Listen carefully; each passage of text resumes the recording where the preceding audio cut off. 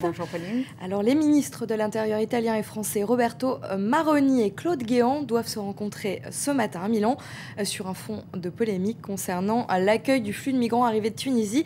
Et ça fait la une des quotidiens ce matin. Voilà, alors ça fait la une notamment de France Soir. Immigration, Berlusconi provoque la France. L'Italie va fournir un permis de séjour temporaire aux migrants tunisiens débarqués à la mi-janvier, on s'en souvient. Des visas humanitaires de 3 mois reconductibles qui vont leur permettre de circuler dans l'espace Schengen et donc de franchir en toute légalité la frontière entre l'Italie et la France. Voilà qui ne plaît pas à Paris. Des sources anonymes dénoncent d'ailleurs un comportement inamical de la part du voisin transalpin. Pour circuler dans l'espace Schengen, proteste Claude Guéant, il ne suffit pas d'avoir une autorisation de séjour. Encore faut-il avoir des documents d'identité et surtout justifier de ressources. L'Italie, elle, critique un comportement hostile de la France. Depuis janvier, l'Italie demande à la France, mais aussi à l'Union européenne, de l'aide concernant ces migrants qui débarquent sur ses côtes.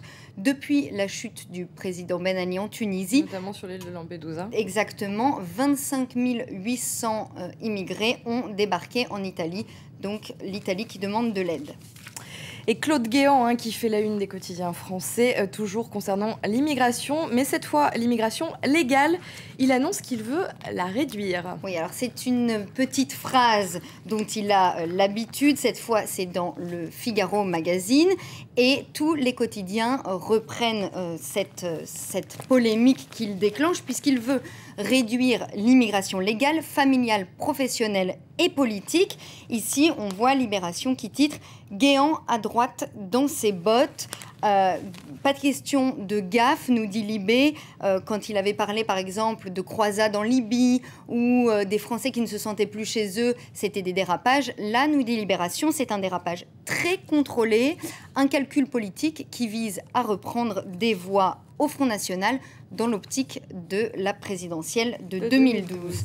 Le Parisien qui nous parle également de l'immigration légale en France et qui publie les vrais chiffres, nous dit le quotidien. Selon le Parisien, l'immigration légale est restée globalement stable depuis 5 ans.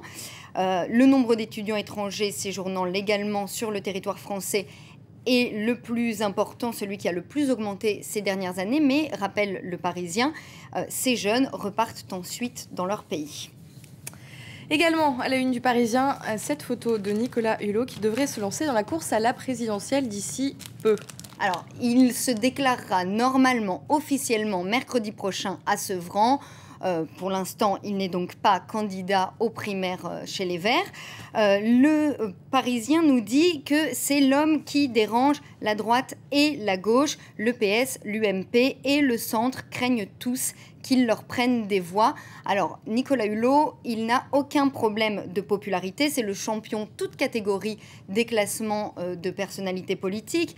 Il était le présentateur vedette de cette émission sur TF1. Sur la nature. Donc, il n'a aucun problème à ce niveau-là. Mais ce succès qu'il doit à son éloignement de la classe politique va peut-être lui porter préjudice. C'est ce que nous disent les quotidiens aujourd'hui, parce que c'est sur le plan de la crédibilité que Nicolas Hulot pêche. Il est reconnu sur les questions environnementales, mais sur le reste, on ne sait pas trop bien. Il faudra voir son programme politique précis. Exactement. Tous les Alors, en importants. tout cas, sa candidature potentielle, éventuelle, avait beaucoup intéressé les quotidiens. Le Figaro allait en faire sa une, et puis finalement, au dernier moment, ils ont changé pour une photo de Jean-Louis Borloo, lui aussi candidat éventuel, potentiel à la présidentielle. Hier, à la télévision, il a annoncé... Il va sûrement piquer des voix lui aussi, du coup. Tout à fait, au centre. Il a annoncé qu'il quittait l'UMP pour créer une nouvelle formation politique et peut-être être candidat à l'élection en 2012.